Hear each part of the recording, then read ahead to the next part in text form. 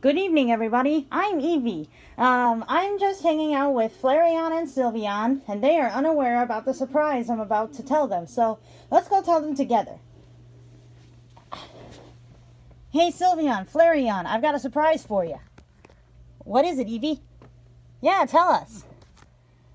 How would you like it if I read you guys a bedtime story? A bedtime story? Yeah, that would help us get to sleep. Yeah, I love that. What kind of story are you going to read us? Well, my owner tells me that her father grew up with this book. Ooh, read it to us. Read it to us. Yes, please. All right, you two, get comfy in the bed, and I'll go get the book. Okay.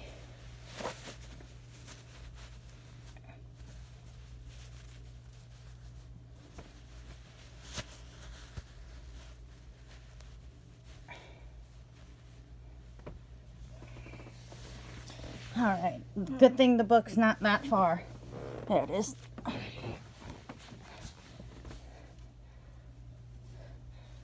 All right, guys, are you comfortable? Yeah. Yep. All right, I'm going to read you the book called Bunny Blue.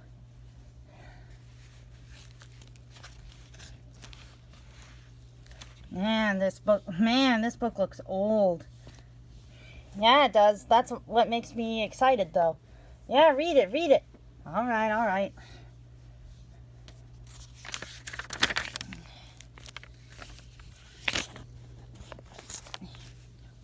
Okay. Bunny Blue was not a real bunny. He was a toy bunny, and he was very pretty. His coat was silky blue plush. His eyes were shining glass. He wore a beautiful pink satin ribbon around his neck and tied it at the front into a big bow. My, how he loved his beautiful pink satin bow. Bunny Blue belonged to a little girl named Hope Ann. She had lots of toys, but Bunny Blue was her favorite. When she put the toys away each night in the playroom toy chest, she hugged Bunny Blue a little longer, a little tighter than the others.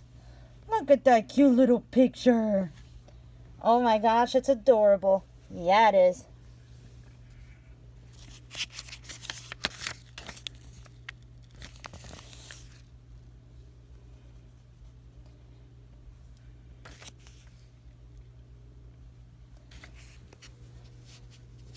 One night, after everybody in the house was in bed, Bunny Blue and the other toys jumped out of the toy chest.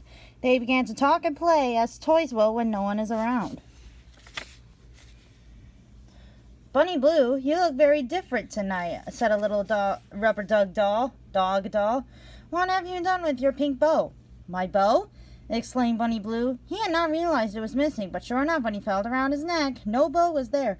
Oh, I have lost my bow, my beautiful pink satin bow, he wailed. Dear me. Where can it be?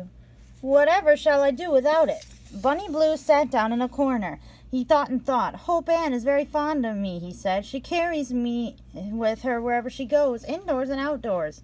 But it's been raining the last few days, and we haven't gone outside, so my bow must surely be somewhere in the house. That's a cool picture.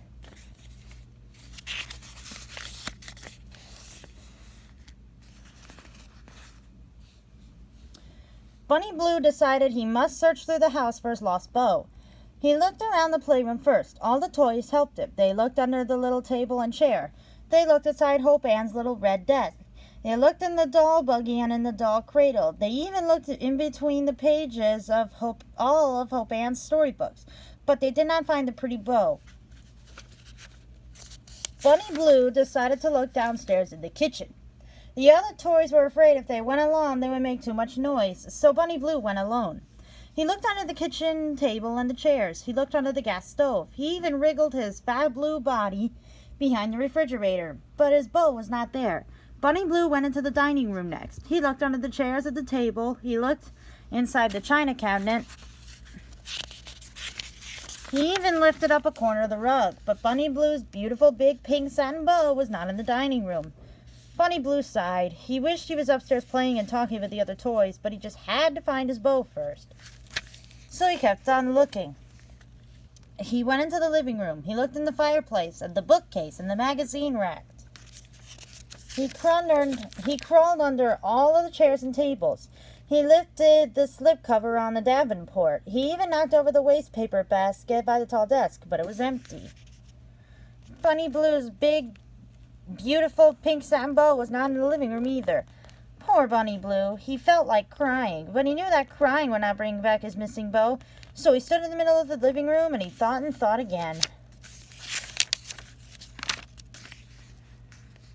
Hope Ann took me down to the basement yesterday, he said. Her little dog Blackie played with me. Maybe he tore my bow off. I better go down and see. So Bunny Blue went down to the stairs to the basement. He heard Blackie growl and was frightened at first. Then Blackie saw who it was and said, "Oh, it's Bunny Blue. What do you want?" "I've lost my beautiful big pink satin bow," said Bunny Blue. "Have you seen it, Blackie?" Blackie said no, but he and Bunny Blue looked all over the basement to make sure the bow was not there. They looked under the washing machine and the workbench. They looked behind the stack of old newspapers. They even looked all around the furnace, but Bunny Blue's pink satin bow was not down in the basement, and he just couldn't think of where else it might be. Anyway, he was very tired, and daylight had already beginning to show through the windows. Bunny Blue went back to the playroom. Aww, he looks so sweet when he's tired.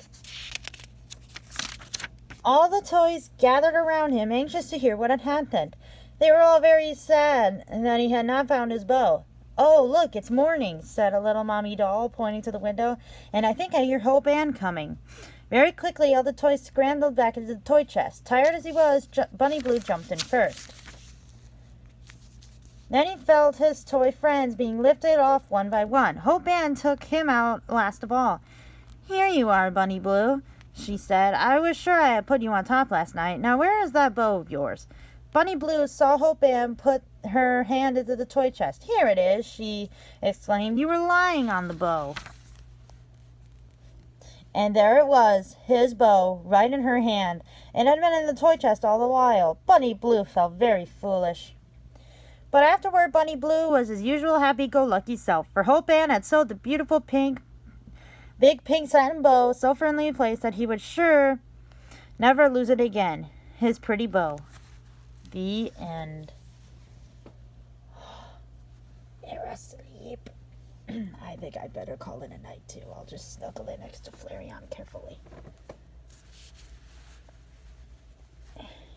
Good night, everybody. Alright, guys. Well, that does it for this episode of Eevee and Friends. And now I'm going to give you guys a couple of updates. Sorry I have not uploaded anything in a while for a few days. Except it's just that this week I've been super busy. Wednesday was my uncle's birthday. Friday was my dad's birthday. Saturday I went to a bonfire with a family friend. And yesterday, because it is 40 minutes past midnight as I'm recording this, I went to my grandmother's house and we celebrated my uncle's and my dad's birthday as a big celebration. So I guess you could say it was a belated birthday celebration. But anyway, and now to my gameplay updates. Tomorrow, I will try. We will record more of the post game of Poke Park 2. We are getting very, very close toward the end. As you remember in the last episode, all that we did. And then when I record Wii Sports Resort, that will be the final episode. And I have one more Wii game until I can find more that we're going to play. Like I said, until I find more Wii games to play, I have one more game that I want to record. And after that, we're going to put the Wii gameplays on hold. But anyway, thank you guys so much for watching, and I'll see you guys in the next video. Bye!